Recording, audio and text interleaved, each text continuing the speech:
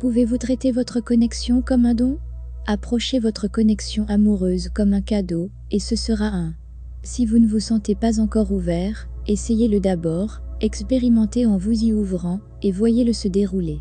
Notez 5 choses que vous avez appréciées au sujet de la connexion, et 5 choses que vous aimeriez voir se produire dans le futur. La plupart des gens n'éprouvent jamais le même genre d'amour et de connexion avec une autre personne que leur flamme jumelle et leur âme sœur. Nous avons la chance d'expérimenter ces profondeurs d'amour, quelles que soient les complications. La vérité est que vous deux vouliez partager ceci, dans une aventure d'âme et d'esprit, dans les domaines humains de la matière physique.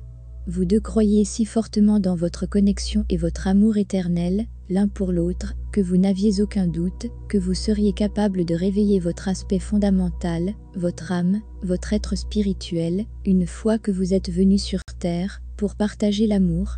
Vous avez choisi cela pour vous. Sachez que partager un voyage de plus en plus d'amour ensemble est possible.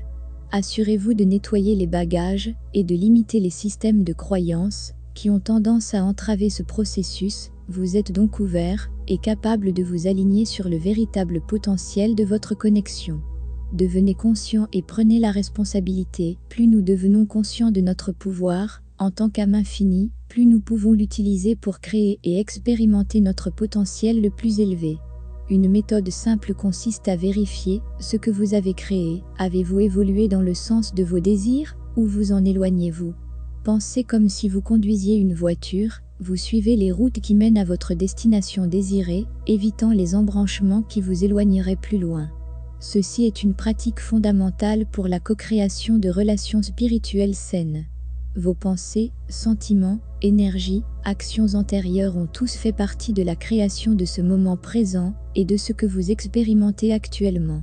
Alors, dans chaque moment, assurez-vous de choisir ce qui vous mènera à votre idéal.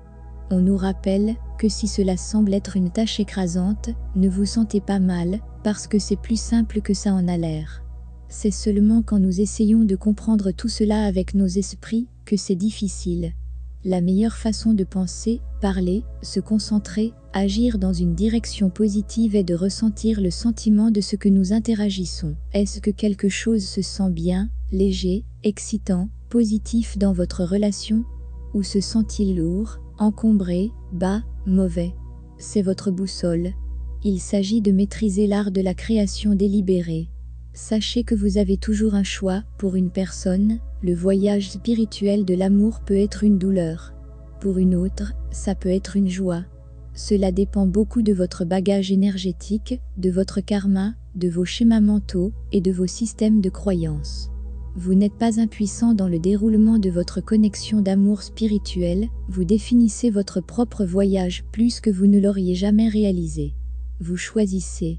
Vous êtes le créateur de vous-même et de votre expérience. Assurez-vous de laisser tomber le matériel inconscient qui vous a permis de rester concentré sur les autres, sur la société et sur ce qui vous a empêché de jouer selon des règles.